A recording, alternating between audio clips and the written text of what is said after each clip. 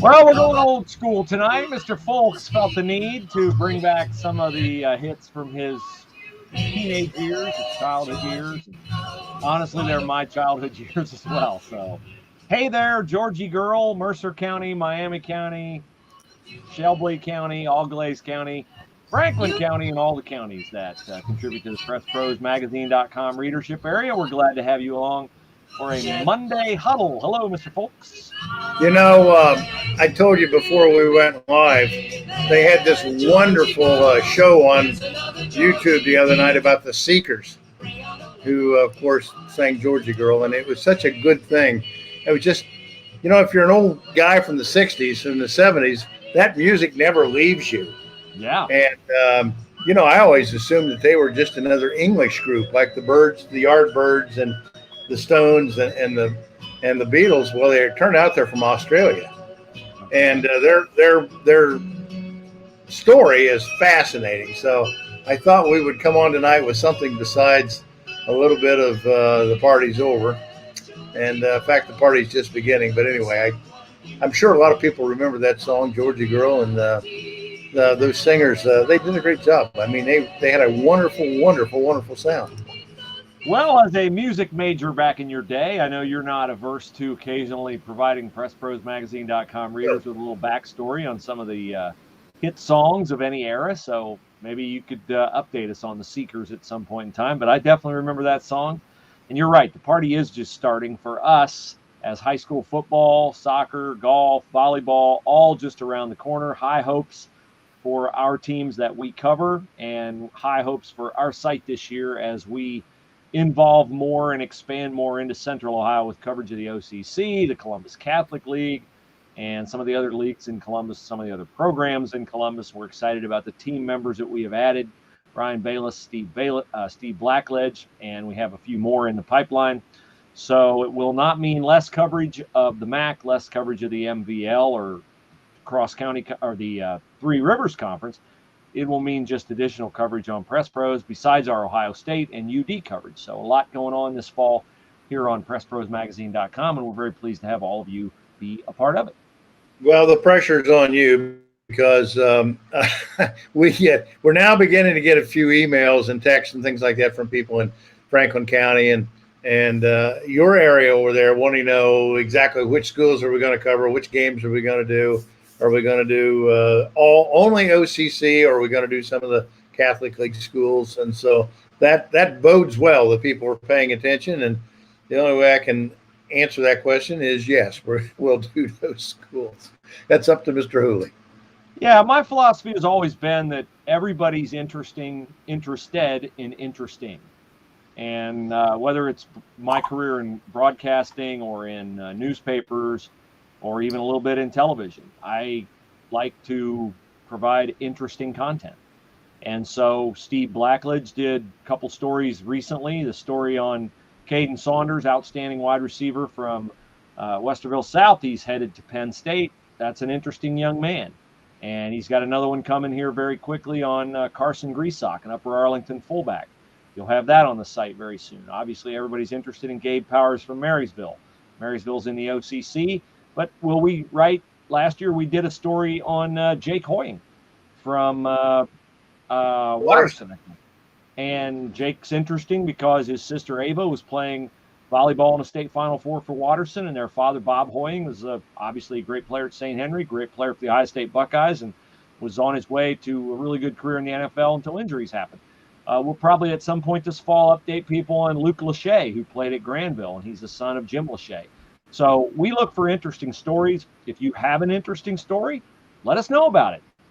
We'll evaluate it for ourselves and see where it fits on the site. And I'm always happy to hear from people who read the site and have an investment in the site and want to see the people that they're interested in written about on our site. So we'd love to have those recommendations from you. And that's awesome. That's the best way for you to interact with us. Well, in fact, the story last week about Tim Goodwin and the block punt against New Bremen last year in the regional final, that was a suggestion of a reader who said, hey, I'd like to, these weren't his exact words, but he said, what do you think the backstory on that was about how that occurred? And did Tim Goodwin, who has won 11 state titles, OHSAA titles at Marion Local. He certainly doesn't have anything to prove, but this person said, I wonder, if that had any haunting effect on a guy like Goodwin with all he's accomplished over the winter. Is that something he dwelled on? Is that a motivation for them this year when they get to camp? What's the backstory on the block punt? Excellent story idea. And we went to Tim, said, hey, would you mind talking about this? And he was very gracious to do it. And I think it really is a pretty good story when you sit down and read about it. And I echo what you just said. If somebody's got a great story idea, we're always all ears to hear it. Yep, no doubt about that. And we've got high school sports just around the corner. My daughter's playing her second varsity golf match tomorrow. So I know the golf teams have already started. The football teams are practicing. The soccer teams are practicing. And we have high school football not this coming Friday. What, in 2 Fridays? We're August the 20th, Friday, August the 20th. Yeah. So, obviously a lot of great stories. Marion Local, can they get back and win a 12th state championship this year? I saw Cleveland.com has Marion Local ranked number 1 in the state. They've got New Bremen in their top 10. Coldwater has designs on defending their state championship in Division 6. We think St. Henry's going to be much improved. In Central Ohio, they have high hopes at Westerville South. Obviously, Garen Stokes is an interesting story at Dublin Kaufman. Garen is talking to Garen about Dublin Kaufman is a little bit like talking to Lou Holtz the week he plays Army. And he always goes, that's the toughest Army defense I've ever seen. So Garrett's a little bit of, he's got a little bit of Lou Holtz talking his charges down. But Dublin Kaufman always has good players, and we know Garen Stokes from his career at Minster, he's going to get the best out of them. Well, I had an opportunity on Saturday to see a couple scrimmages, and I was impressed. And what I didn't see, I had Tim Beckman was out looking over a few shoulders for us. He is our football savant, the former head coach at St. Henry, won 4 state titles there in the 90s. So Tim reports that St. Henry, for those people who wonder about who's going to be the dark horse in the MAC conference this year, St. Henry looks like a team big and powerful up front. That's going to run the ball, old-fashioned grinding football, probably not out of the T formation, but, they're going to be able to get out and run. Now, how much they pass the ball remains to be seen because their quarterback's coming back from a labor and surgery and an injury on his shoulder last year, but they're going to be a work in progress, but they're definitely a team that's on the rise. If you want to talk about other teams in the MAC that are going to be on the rise, certainly Versailles just really had their way against Covington the other day, and Covington's rebuilding, so that you got to take that a little bit with a grain of salt. The Arcanum team that I've told you about for a couple of weeks certainly is a team that's going to be fun to watch. They're going to throw the ball, and talking to some of their kids today, they said, hey, the team that really is in our sights right now is Tri-Village. They're going to be tough to beat, and that's going to be an exciting game when they play them in the new the Western Ohio Athletic Conference. But outside of that, the MAC teams that you said are going to be impressive. I think the Tip City kids for Matt Burbacher, I've had 2 coaches tell me in the last week, they're big, they're powerful, they're well coached, they've got depth at key positions. And so, and then we haven't mentioned Pickle out of the MVL. Down in the Three Rivers Conference, of course, I think a lot of people think Troy Christian, if they stay healthy, they're going to be a surprise team this year if they could stay healthy. Depth is an issue, and they've got 8 or 10 more kids than they had last year, but depth is an issue. Lehman, always one of the best coached teams in Division 7, up and down I-75. Lehman's got 34, 35 kids this year for Dick Roll. So what you said is absolutely right. There's a lot of interesting teams from weeks 1, 2, and 3 when we typically look at them and say, hey, who's going to be a contender and who's going to be a pretender? And I didn't even mention Coldwater because they've got 85 kids again. And in their own press release says, we've got good depth at key positions. We feel pretty good about ourselves. Well, I think I talked last summer at about this time to Steve Nolan at Troy Christian, and that was when COVID had really ripped through what they hoped to do in their strength program. They were making great gains in their strength program, and then COVID shut everything down. So I know that Steve Nolan, who got the band back together to, kind of get going there at Troy Christian, you mentioned depth. They were a really fine football team at the start of last season and then lost their running back, which was their opportunity to really control the football after a big win over Dayton Christian to start the season. And then you talk about Tip. We went down to Tip last year, and this is the year that I would expect Tip, a coach like Matt Burbacher, when he's in his third year, that's when he's really going to start to reap the fruits of the hard work those young men have put in the first 2 years. And so I would expect you to be right on the money with that prediction that Tip could really be a lot to handle this season. Well, and if you read the Troy feature that we had up yesterday about the Troy Trojans and Danny Gress, their third-year coach there, and Danny made no bones about it. That was a very disappointing loss, 30-26 to Tip last year, because someone in Troy, it wasn't Danny Gress, of course, but someone in Troy had vowed that Tip City would never beat Troy in football because it had been 81 years. Yeah. Now, that's a long time between drinks. And, Matt told me recently it's as exciting, as big a win as I've ever had. It wasn't for a title. It was just for bragging rights, and it was just for the fact that saying, hey, we can play with you guys. So that's a powerful motivation. It's a big thing to build on, and that's what coaches look for. As you say, after that second and third year, you look for those building blocks, to your kids when adversity strikes. Hey, look what we did, and this is how we do it. Remember how we did that, and we can do that again. So those are big wins, and they certainly portend big things this year. Well, and big, obviously, for Matt. I mean, having come from Troy, and, there were hard feelings, I know, when he went back to his alma mater, but he, you can't blame a guy for going back to his alma mater to coach. So that was big for him. And I just think, we're going to see better football this year, Sonny.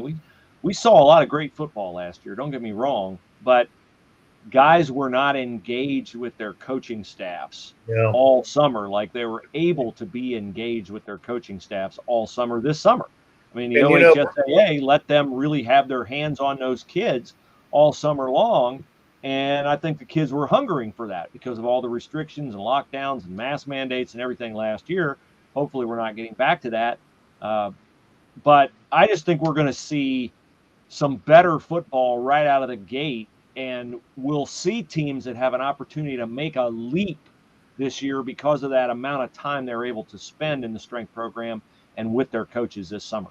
Well, and to that point, we lost 2 coaching guests tonight, because they said, I'd love to be with you. I'll take a rain check, but we got film to look at tonight. The coaches are really taking this time to be back seriously, very committed for the opportunity to be able to coach. So far, as you say, and say correctly, keep your fingers crossed that everything goes according to Hoyle between now and August the 20th, and we can get back and play like we normally play, and people can come out and enjoy it on Friday night. But we would have had a couple very interesting guests tonight had it not been for the fact we got a coach, we got a job to do, and I certainly understand that. Well, we have some stories coming up on the site here very quickly, probably by midnight tonight, one of which is from our Ohio State football reporter, Mark Snyder. And surprisingly, Ryan Day has said that he's going to have a pretty good idea who his quarterback is by this weekend. And then he may name that starter by next weekend. Now, it goes without saying that it's going to be one of the 3 guys who's been on campus, and that does not include Quinn Ewers, the quarterback from Texas. So it's pretty clear to me, Sonny, that Quinn Ewers, the number 1 recruit in the class of 2022, who's now reclassified here to 2021, he wouldn't be coming to Ohio State without Ryan Day telling him, you don't have a chance to be my starting quarterback for the start of this season. And I just know that what used to be pretty common, which is guys losing positions to other teammates in the middle of a season, that's not very common, particularly at Ohio State going forward. So this tells me that Quinn Ewers coming to Ohio State this year is a pure money play, and he has signed his first endorsement deal, and that he's going to expect next year to be fully in the mix, competing rather than enroll in January. He's going to be enrolled here in another week or two. And, who knows? Maybe they'll get struck by injuries. Maybe he'll get a chance to show what he does in some of their blowouts over teams like Maryland and Akron and the like. But Quinn Ewers is coming to make some coin and to learn the system. And I don't think people who thought, wow, he's coming in, he might start this season, that's not going to happen. It's not realistic, and I don't think Quinn Ewers has thought it was realistic as well to forego your senior year in Dallas high school football to come to a place like Ohio State, because really you're coming in as a junior in terms of experience and with an expectation to be one, a starter, or two, to even be a contributor. There's three, as you said, there's three guys there, Stroud and the other two, who have been on campus now for some time. So I don't think that's as big a story as maybe what some of us are making it out to be. But, it'd be interesting to see. I don't think there's much question in my mind which guy is going to get the nod next week. But the bigger issue, I think, going forward is just what this team is going to look like with a true freshman quarterback and a lot of positions, new people in that secondary. This is going to be a big different, a much different Ohio State team. And I think the one that played Alabama, I think the people who think that it's just business as usual, I'm not sure if it's going to be business as usual, because you got a lot of new faces. There's a lot of pressure. There's a lot of expectation, anticipation, if the fact that they're going to sell the place out. Those people aren't coming to watch T formation football. They want to see the real package. They want to see the big game. They want to see the big show on week one. And I'm not sure that's realistic either. Well, one correction: C.J. Stroud, Jack Miller, or Kyle McCord would be a true freshman. The other two would be redshirt freshmen. I do think they're going to be really good. I think it'll take people a while to get used to the names, but they are loaded at wide receiver, not just with Chris Olave and Garrett Wilson, but also with Jackson Smith and Jigba and Julian Fleming and Marvin Harrison Jr. and Emeka Egbuka. I mean, they're just absolutely loaded at wide receiver, which might explain why the feature that's up on the site right now on the Central Ohio page, Caden Saunders, is going to Penn State. Caden Saunders said that Ohio State didn't offer him a scholarship, which as a wideout, they offered him as a DB, which the way he held the kid from Massillon last year to one catch in the playoffs, not a bad evaluation by Ohio State, by the way. And Ohio State, they're very unproven in the secondary to me. But they're going to be really, really good. And I think they're going to be really good running the football, because I think their offensive line is going to be really good. And look at running back for Mayan Williams, Master Teague, or one of the freshmen. The running game last year really was not elite level. It's not going to be a J.K. Dobbins type thing. You're not going to have a single season rushing record every year. But I think they're going to run the football better this year because they have a better offensive line. And I think C.J. Stroud is going to have a phenomenal year. And it's, of course, going to be because of him. But as much as it's possible, it's not going to be because of him. I just think they've surrounded that quarterback position with so much talent. The quarterback is almost too big to fail at Ohio State with all the talent they have around him. It's hard to fail when you can count on turning around and handing it off and getting 6 yards. Yeah. If you can get 5 or 6 yards on first down, it is very hard to fail as a quarterback. So the thing that to me is you only have 11 positions out there, and you got so much talent and so much anticipation of young men who come in. They were a stud in high school. They expect to come here and make an immediate impact. That's not always the case. And because that's not always the case, by week 4 or 5, there's going to have – sometimes there's some reclamation work that has to be done, in that locker room. And it's like Ryan Day said in Mark Snyder's story that will be published later tonight. We need guys that are coming here going to root for each other and root for us as a team, not just what I can do and what I came here to do. And maybe that you're not the kind of player we want or thought you were going to be if you can't take on that role. Well, they'll be good, and they'll open up 3 weeks from this Thursday at Minnesota, and I presume it'll be C.J. Stroud under center, but we'll wait and see. We have some people on social media saying hello. Debbie always is kind to greet us from Ashland, Boyd County, Kentucky. Yep. And then we have Randy, who says, any idea why back in the day Coldwater moved from the WBL to the MAC? No, but I'll get an answer for you, Randy, and I'll get that for you next week. Very good. Diane would like to know whether we have any WAPOC football updates. We have WAPOC playing one of our teams early on, do we not? I think that's Dane, not Diane. Oh, Dane, I'm sorry. I don't have my glasses on. Sorry, Dane. See, I try not to look old. Now I see it. Sorry, Dane. Well, I can give you an update. They play Marion Local in week 1, and I think it's going to be a great football game, Dane. I really do. I think Marion Local, I was at their practice the other day. They are retooling. They never quite have to reload. They've got dynamic running backs back there, as they usually do. They've got a kid at quarterback, Peyton Oddie. That's a true playmaker. They've got 8 of their 11 starters back on defense that pitched 5 shutouts and averaged giving up 5 points a game last year, and 5 consecutive shutouts at that. So I think it's going to be a great opening night game, Division 7, playing Division 3 Wapakoneta at a beautiful, and I say beautiful, Harmon Field. Done a wonderful job there with an upgrade of facilities at Wapak.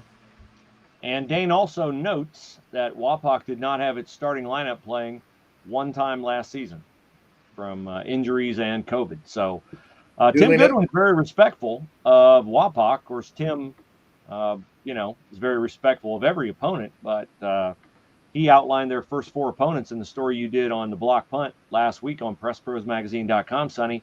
He said if they don't pay attention, they'll be 1-3. I don't think they'll be 1-3, but that may speak to the difficulty that Marion Local is going to face those first 4 weeks. Well, here's another thing that you have to consider about them playing Wapak. Had it not been for the expansion of the playoffs this year, where you have 16 teams in a region, that game may not have happened. In a year where you only have 8 teams in a region, or maybe even 12, the risk of Division 3 playing Division 7 and losing, a lot of teams have steered away from Marion Local for years because they say there's nothing to gain. If we lose to them, it's going to cost us the playoffs. So I think because there's 16 teams this year, there's a lot of games that happen this year, non-conference games, that wouldn't have happened in other years because teams are willing to play each other now. Mm-hmm. Yeah, no doubt about that. And we've said before, this could show up in coaches may evaluate injured players a whole lot differently now. You may not rush a guy back to play him injured because you don't need to get him back given the expanded playoff field. And there may be some teams that get an injured player back who may be seated in a spot that belies how good they really are, and you might see some upsets. Although you and I have said before, and we will stick with it, that first week of the playoffs is going to be largely very, very ugly with, some of the high seeds playing some of the low seeds. All right, before we get into some of our correspondence from our readers, let's reflect upon the end of the Olympic Games. As a kid, I always used to love watching the Olympics, the Summer Olympics, the track and field. It's really cool now that I can just go on my DVR and find whatever track event I want and watch it. I don't have to watch all the falderall around it. I can watch a 5-minute version of the 10,000 meter race or a 10-minute version of the marathon or whatever. Team USA track and field is not as good as it used to be. Did you see Randall Cunningham's daughter was in the high jump, Sonny? I did not see that, but I didn't watch very much of the Olympics, to tell you the truth. I imagine I watched less than 4 hours of the Olympics total. Wow. Well, she's, as you might expect, very tall, very slender, and Randall Cunningham is her coach. He was coaching her from the stands. I loved seeing Allison Felix set a record for career medals by a U.S. athlete. I think she's a wonderful lady and, just a really tremendous person. Running in her 5th Olympics. Like, wow, that's quite a story. Love Sydney McLaughlin, who's a young star, trains with Allison Felix, winning the 400 hurdles, and then I love watching the 4x400 men and women win a gold. That's the only gold for the U.S. men in track and field, the 4x400 gold. U.S. women's national team in soccer, a team that a lot of people were rooting against, myself included, got the bronze medal. U.S. men and women. Pardon me? Don't take it so hard. It only happens every 4 years. Yeah, and the U.S. men and women win the gold medal in basketball. So those are the Olympic highlights. Oh, and a really wonderful story of a young lady from Olmsted Falls, Ohio, won the pole vault. Almost no heighted, missed her first 2 attempts, made her opening height on her 3rd attempt. Her mom, a bunch of family friends were up at 6 a.m. at a bar in Olmsted Falls watching her, and she won it. And like all of the Olympians who did what all Olympians should do, thank their country and how fortunate they were to represent their country, they all expressed gratitude. It seems to me the people who are mad about the country and stuff like that have a hard time expressing any gratitude. So gratitude's a key for everybody out there, and it's a good lesson to pass along to your kids, to be thankful for the things that they have and be thankful for the people that invest in them, because a lot of the coaches that, you know, are doing what they're doing this fall, that's not a lucrative time allocation money-wise when you average what they make per hour. So your kids need to be appreciative of the coaches and the investment they make in them. We would be remiss if we didn't mention the story of David Taylor, the wrestler from Graham High School that won the gold medal.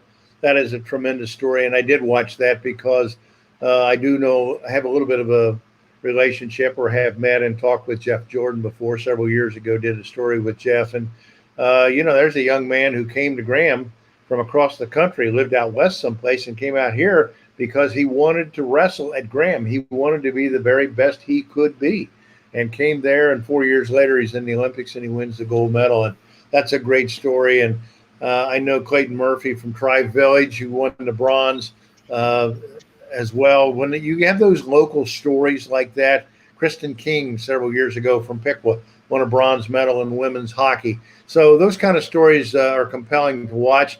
But honestly, the Olympics has gotten so big, and there's sports in it now that I've never dreamed of before. And I've got to get on the bandwagon, I guess, because I don't know what some of those people are out there trying to do. But as you say, the traditional sports, and particularly men's basketball, which I never figured out why that's a summer Olympic sport and not a winter, unless it's just for the fact that it would conflict with the NCAA or the NBA schedule here if it was a part of the Winter Olympics. But, that's a sport, I think, that because America has always had domination in, we want to cling to that, and we want to see those guys win, those gals win, and they pulled it out and were able to do it. Yeah, Randy has another question. We were talking about expanded high school football playoffs. He says, is expanding the playoffs really a good thing? Back in my day, they took only 4. Wasn't there a day where they took only 2? They might have. I don't know. No, I think they took 1 from every region is what they did. Yeah, they took 1 but Randy, I remember the days. I remember the days of 4. And to answer your question, I don't think it's a good thing. I could. There's not enough time for me to talk about why I don't think it's a good thing. I think it's a money grab by the OHSAA because they desperately need money, or they think they desperately need money. And I like Bruce said just a moment ago, there are going to be some butt ugly early playoff games in round 1 and 2 of 16s playing 1, it just rankles me a little bit when people say we want to give kids more opportunity through football. Really? When was the last time you ever heard anyone say we want to give kids more opportunity through baseball or softball or some of the other, non-revenue sports? We want to give kids more opportunity. I don't know. Do I think it's a good thing? I don't personally do. It may work out to be a good thing, but I would rather see it at 8, because I think if you're going to win a title, you want to earn your way in, and then you want to beat the very best to make that title relevant. Well, Mr. Fulks, we've come to the time of the show where we tackle the correspondence from our readers. I know we're starting to get some questions now just for the Monday Huddle show, which is great, not just Reader Speaks emails and letters, but they can send their Reader Speaks comment to what? The Reader Speaks at PressProsMagazine.com? No, just click on any of the prompts in any of the articles that you read. Respond to, I don't know exactly what that it says. If you want to send an email, click here, and it'll come right to our computer here. Carl, I'm sorry, I cannot pronounce your last name. From Cleveland Heights, you know who you are if you're watching us, and you must be watching us, or you wouldn't have sent this question. This is a good one for you, Mr. Hooley. We will go back and forth like Jane Curtin and Dan Aykroyd. In your opinion, is Marion Local's 11 state titles as significant as St. Ignatius 11 because they came against Division I competition? You go first. My answer to that is yes. Marion Local's titles are more impressive than St. Ignatius titles because Marion Local has to take the kids who live in Maria Stein. and because they play in an unbelievably difficult league. I know that Ignatius plays Eds, and I know they have to deal with Menor, but Ignatius has never been a part of a league where 2 or 3 other teams have won state championships. And there have been years where I think Minster and Coldwater won Division 5 and 6, and Marion won Division 7, and Marion won the league. So Marion's a D7 school, good enough to win the state championship in D5 because they've beaten the team that won the state championship in D5. I may not have the exacts on that, but I know Marion Local won the league in a year where other teams in the MAC won state championships in bigger divisions than Marion Local. And I know there have been years where Marion Locals won a state championship game playing its backups in the second half because they were so far ahead they didn't want to embarrass the other team. So I've worked in Cleveland a lot in my career. I have great respect for Chuck Kyle. One of the biggest St. Ignatius boosters out there is longtime radio personality Mark Munch Bishop. Shout out to Munch. He's recovering from a heart surgery. Love Munch. Love his kids. Both played football for Ignatius. Ignatius has had a lot of great quarterbacks and a lot of great players over the years. Joe Pickens is a guy who, I think now Joe works in the Columbus area, played for Ohio State, big Ignatius guy. But yes, I think I'll take a public school title over a parochial school title any day of the week. Well, you stole a lot of my answer, so you saved me words, but I will add just this to that. Carl, as he mentioned, I don't think I can name another team from another league that plays where you've had 3 different state champions in that same league in one year, like they did in 2014 when Coldwater, Marion Local, and Minster all won titles. So that speaks to how impressive they are. They have won in Division 5. They have won in Division 6. They have won in Division 7. And I think the year that they beat Youngstown St. Ursuline, I don't know the year. I think it was like 2007. That was a year that nobody gave them a chance to win. And they whipped Ursuline pretty soundly, particularly in the second half when they just wore them down. So they are for real. And if you want to have an idea about how for real they are, in Southwest Ohio, and I've joked about this over the years, when Division I, Division II coaches over the years, up and down 75, say we want to play the best competition possible to get ready for our league season, I always tell them, call Tim Goodwin. He'll play you. No, we don't want to play Marion Local. There wouldn't be any reason for us to play Marion Local because we might get beat and it would cost us computer points. And if we beat, I said, but what if you beat them? There's got to be a little respect for beating them. They've only won 11 state titles. So I can't think of another team in this area, Carl, that more people have avoided playing. Bigger schools have avoided playing over the year when they could have had the opportunity than Marion Local. Yeah. And watch out for them this year, man. They are on a mission. And who's the big kid at running back, 6'2", 230?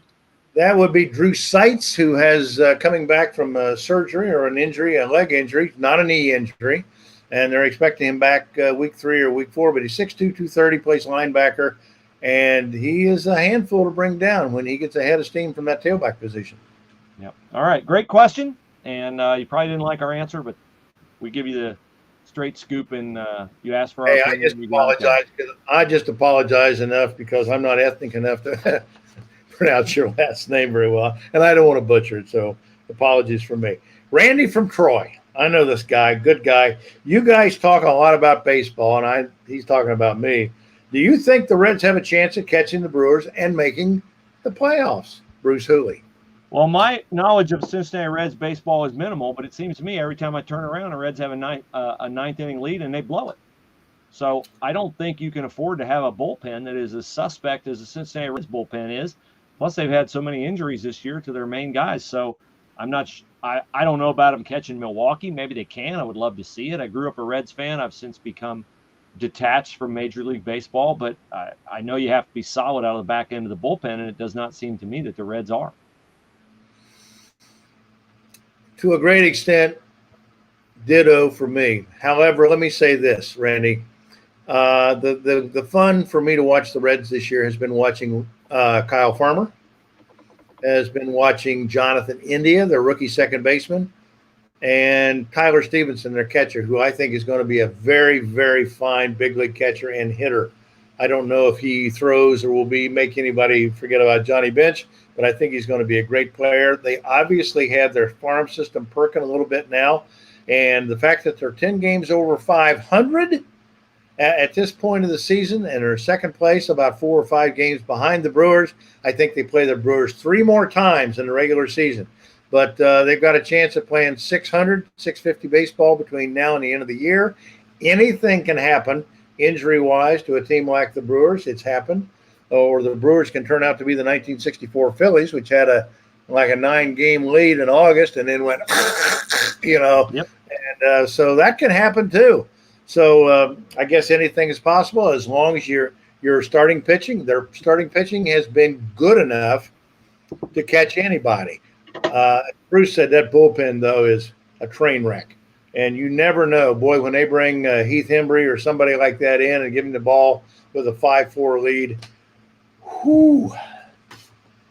Is that a good answer? And the great Marty Brenneman's words, not good. How are we looking?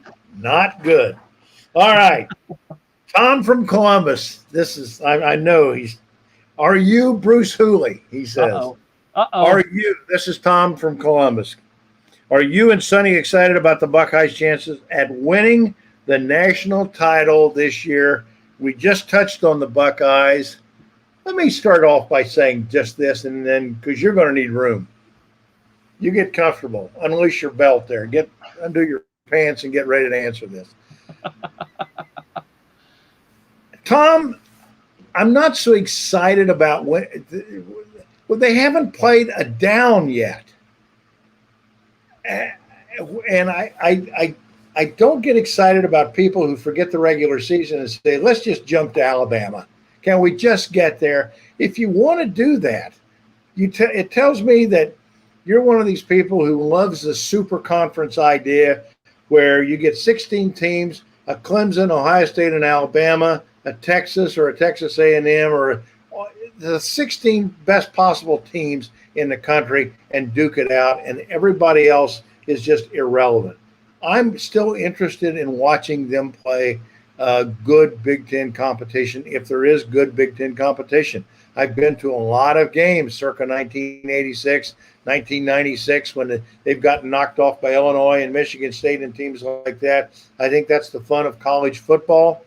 I think they're going to be interesting. I think they're going to be exciting to see this year because, like Bruce just talked about, they're going to have a freshman quarterback. They're going to have a lot of new names in that defensive backfield, which was a stretch for them last year. They're going to be a work in progress as to how they pull all this together. Are they going to be good? Heck yeah, they're going to be real good. They got that kind of talent, the best talent that in the history of the program. I think that excites me more than let's just jump to the national championship game and be done with it. Bruce? I am a little bit different than Sonny on this one. I find them to be so superior to almost every team on their schedule. If the Big Ten could give Ohio State a reasonable challenge, then I'd feel differently. Oregon, I think, in week 2 is a game I'm interested in. I'm not interested in Minnesota. Agree. I'm not interested in Akron. I'm not interested in Maryland. I'm not interested in a lot of the home games. Even Penn State is not really all that interesting. Like Penn State's the little engine it could. That'll be a 45-24 game maybe. And Michigan has dropped the ball. If Michigan had achieved what I expected it to achieve under Jim Harbaugh's direction, then we'd be back to where we were during the 10-year war, where we'd be expecting, 9-0 or 10-1 or 11-1 going into the Michigan game. I think Oregon will stress them out. I'm very interested to watch Oregon's pass rusher Kayvon Thibodeau rush against Thayer Munford and the Ohio State offensive line. I think Oregon will have enough athletes that they can maybe cause Ohio State a little bit of stress. I expect Ohio State will win the game. And then, Bama's tested in the SEC. It's a deeper league. It just is. Big Ten fans don't like to hear that. It's the truth. It's the truth. Yep. It is what it is. Clemson's going to be really good with DJ Ungalele at quarterback. So it is kind of a playoff thing. And so I understand your question. I don't disagree with the premise of your question. Really, my level of interest in Ohio State is I'm so certain they're going to be a dominant football team on the field. I'm interested to watch Ryan Day's stewardship of the program with 4 quarterbacks who all want to play. How many of those guys are going to finish their careers at Ohio State? I wouldn't bet on any more than one of them. I would expect 3 of them to take a snap for another school at some point in their career. And I've always felt like Ryan's challenge was going to be 3 and 4 years after Urban left, the big bad wolf's out of the building. Ryan's a guy who players respond to because they like Ryan. They don't fear him. I mean, I think they have a healthy respect for him, but they don't fear him. They don't look at him the same way the players looked at Urban. So how does that work? Do the players continue to put out? When you had those guys in the system who'd played for Urban and who remembered, like, this is how it was, they can impart that to the younger guys. But once that filters out of your program, the disciplinary culture is a little bit different. I think a lot of Ryan Day is a leader. I think he's the perfect kind of a leader for this kind of an era of athlete. Nevertheless, there is a certain kind of malaise that can set in when you're uber successful over and over and over and over again. That attention to detail can wane. The problem is with Ohio State, there's nobody on their schedule that exacts a consequence for a lack of attention to detail. And you saw that when you got against Alabama last year. It's like all of a sudden, holy cow, we're playing a team with as much talent, speed, and ability as we are, and we can't cover them. So that's why I think you're excited, Tom, about Ohio State, Alabama, Ohio State, Clemson, because those are the only teams that have the kind of talent that can run with Ohio State. If you're going to charge $300 or $350 a ticket to watch Ohio State play, I want to see them play Alabama and Clemson every week. I just got enough Ohio State in the SEC. That's what I want. I've got just enough scotch in me that I want my money, not scotch the drink, but I mean scotch the nationality in me that I want to see. I want to get my money's worth. But, I don't know when it was, Bruce. I'm sure you do, and you'll nail this. When the destination became more exciting than the journey, because I'm an old jock, and I remember how much fun it was to be with teammates and, the journey through your schedule and through the league and through the playoffs and through the championships if you were that fortunate to get there. I just still have a very fondness. If that explains my Tom, my answer to your question, I'm more excited about the journey still than I am the destination. If they get there, I want to see them be successful. I want to see them win. I'm just like every other person who watches a championship game. But the destination still means a lot to me. Well, the journey still means a lot to me. That's why I'm against the expansion of the playoff. I think right now it's pretty important for teams to win every game or lose once. If you go to a 12-team playoff, I mean, you're going to be able to pencil in 6 or 8 of the teams right at the start of the year. And that's going to be boring to me. And the first round's going to be boring to me. So the 2 playoff games last year in the semifinals were boring. And that's the way it's often stacks up in the semifinals. You don't very often get a semifinal like Ohio State Clemson in the Fiesta Bowl. You more often than not get a game like Alabama, Michigan State in the Cotton Bowl, 35-0. So, I do not want the playoff to expand, and follow the money. It's going to though. So what I want doesn't matter. Follow the money, because as you correctly say, there's going to be some games that are just yawners that you just watch and say, well, a quarter of this is enough. I think I'm going to go out and rake the yard. So. Anyway, our final, here we go. Rosie writes to us and says, who is Truman? And why do you guys tell him to go to bed at the end of the show? You want to answer that, or you want me to? No, I want you to answer it. Well, Truman has made one cameo appearance. We always have a dog occasionally on the show. My daughter and her husband have 3 French bulldogs. Truman is the patriarch of that bunch, I think. I think he's the oldest of the bunch. So Truman is her French Bulldog, and he has a hard time of staying up past. It's 8:45 right now. 8:40 is about the best he can do. So we tell Truman every week, go to bed, have a good night's rest, and get up and try again to do better tomorrow. Yes, that's all it is. That's who all it is. But that's a great question. That's my favorite question of all time. It might be the best of the four. Might so be. Truman, go to bed. Go to bed, Truman. And with that, we thank you all. Remember to thank our advertisers on PressProsMagazine.com. If you're a Central Ohio business and you'd like to join Press Pros Magazine as we expand into Central Ohio, we'd love to hear from you.